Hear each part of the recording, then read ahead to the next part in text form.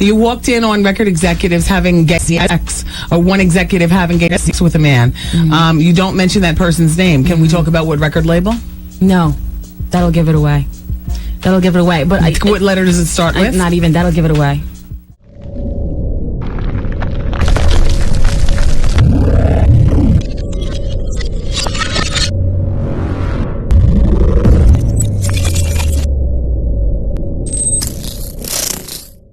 Karrine Superhead Steffans was a frequent guest at Sean Diddy Combs' freak-offs, media takeout has learned.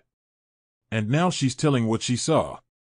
The author of Confessions of a Video Vixen, which first exposed the dangerous and disgusting behavior of hip-hop stars when it was published nearly 2 decades ago, says that she was gifted to Diddy in February 2001, fresh off his split with Jennifer Lopez, after a day of popping pills and drinking with music exec Irv Gotti around Los Angeles in a limousine.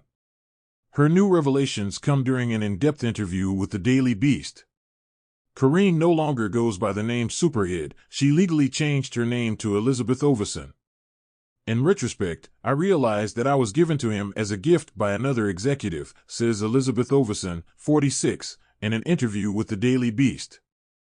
Diddy's car pulled up as they were leaving a club around 3 a.m. She remembered, he asked who I was, and the men spoke for me. Those men, Ovison alleged in her 2005 Vixen memoir, were Murder Inc. Records boss Irv Gotti and flagship artist Ja Rule. Diddy, then known as Puff Daddy, was at the forefront of the $1 Million Look, Ovison remembers, and she knew meeting him at that club was an opportunity. He was like, send her to my house, she says. And that was it. I got the order to go to his house, and that was the first time he and I spent time. Ovison knew what was expected of her when she showed up to Diddy's house, and she went in eyes open planning to write about a world where nearly everything goes. I was not one of his victims, Ovison told the Daily Beast.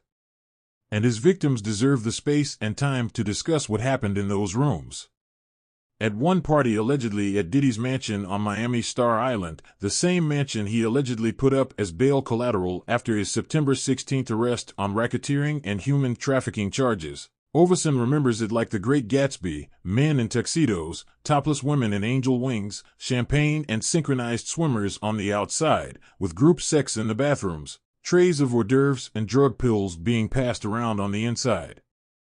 You choose your pill, you take your champagne, and that's your vibe for the night, she says. It's F-I-N-G intense. She adds, and that was kind of one scene. But there's more. Ovison said seeing video of Diddy attacking his then-girlfriend Cassie after an alleged freak-off was triggering. I didn't watch the whole thing.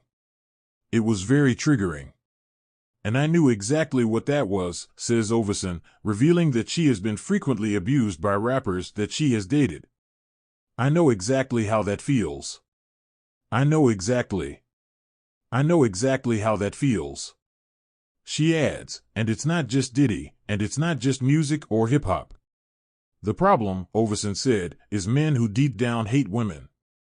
Men who hate women, men who hate who they are, who can't admit to their sexuality, who are pretending to be straight when they're not.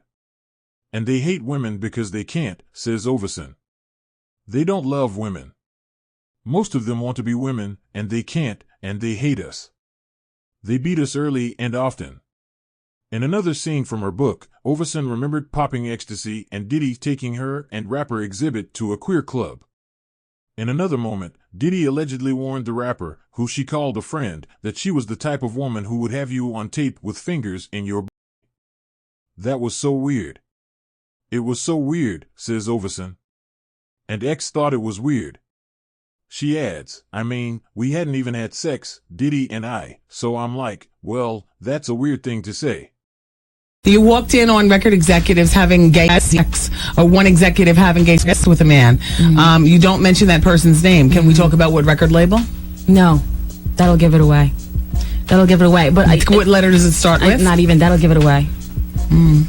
Let's continue with the problems. There was a party in Miami, and you showed up with Exhibit, and it was Puffy was at the party, or it was his party. His party. And when he saw you come in, it was like he saw a ghost, and he immediately asked you why you were there. He thought that you were there to blow up his spot. He then pulled Exhibit aside and asked Exhibit to get you out of the party. What's your story? Yeah, what happened? Nah, I mean, well, as a single man, you know what I'm saying, I have no shame in my game with that. You know what I'm saying? So that's where I was at the time, and we went to Florida. We got invited to a Puffy party, the New Year's Eve party. Went to the party. You know, all dudes. Yeah. Nah, it was actually a good party. You know what I'm saying? It was on South Beach, right? Right. So then we go to the house, and then he invited us to the house because he wanted to go to the club afterwards, right? I was like, okay, cool. So Superhead is with me. You know what I'm saying? Karinne is with me. You know what I'm saying? Whatever. Superhead. Yeah. So she takes me. Puffy calls me outside. He's like, hey man, that girl you know about the girl you. I was like, yeah, nigga, everybody know about. You know what I'm saying? What's happening? You know, he's like, that's the devil, man. You know what I'm saying? I was like, what you mean that's the devil? The devil got a pretty mouth. Yeah, and I was like, what you mean that's the devil? You know, and then he was like, yeah, man, she videotaped you with fingers in the booty. That's a new movie. You know movie. what I'm saying? I was the like, devil what? sucks penis. Yeah, what the you talking about? Rewind. I heard a penis and a finger. Wait, what? She said he so Puffy tells you that she will videotape you with fingers in. And I was like, what the does that mean? Yeah, what does that mean? Confession. So then I go back in the house and I ask her, what the are you talking about? He said you're a filmer. No, I did ask him. He's just like, whatever. He went off and did his thing. And I was like, he limping? He walked away and the nail fell out his boot. No, I'm going to clear this shit up. Because I'm not going to have my name. I ain't going to have my name out there crazy like that. Go ahead. So then she say, I told him what he told me, and she was like, she started laughing like a mother. Tell you later. So then I was like, okay, well, I'm not going to make a big deal of it, whatever. So then then I guess he's had some prior incident with her that he don't want nobody to know about. You know what I'm saying?